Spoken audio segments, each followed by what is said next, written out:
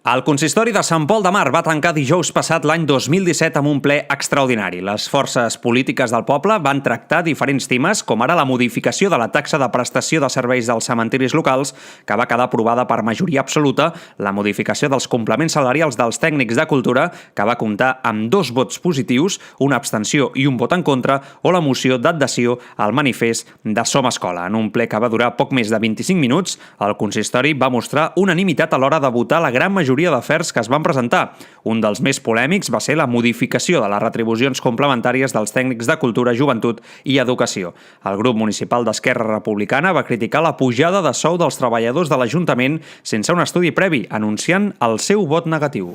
És l'única nostra manera de poder expressar el nostre disgust amb el fet que es fan modificacions i ampliacions de salari dels treballadors de l'Ajuntament sense que hi hagi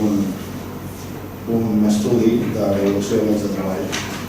Per la seva banda, l'alcaldessa Montserrat Garrido va voler explicar la modificació dels salaris dels funcionaris públics. I al final hem pogut fer la relació de llocs de treball i posteriorment, un cop està feta la relació de llocs de treball, es farà la relació econòmica. El que tampoc és just és que hi hagi gent que estiguin ocupant una plaça i que cobrin més que les administratives, que cobrin menys que les administratives, que els preus estan posats com correspon. El ple també va discutir sobre diferents punts: la modificació de la taxa de la prestació de serveis al cementiri local o l'aprovació de l'escriptura pública de segregació i cessió gratuïta dels sòls del sistema viari van ser 2 dels altres afers importants que el consistori va votar. En total, 11 punts que van concloure amb la moció d'adhesió al manifest de Som Escola, que també mostrava el seu suport a la consolidació, protecció i millora del model educatiu català, defensant-lo d'algunes acusacions d'excloent i d'adoctrinament que s'havien fet recentment. Les entitats que avui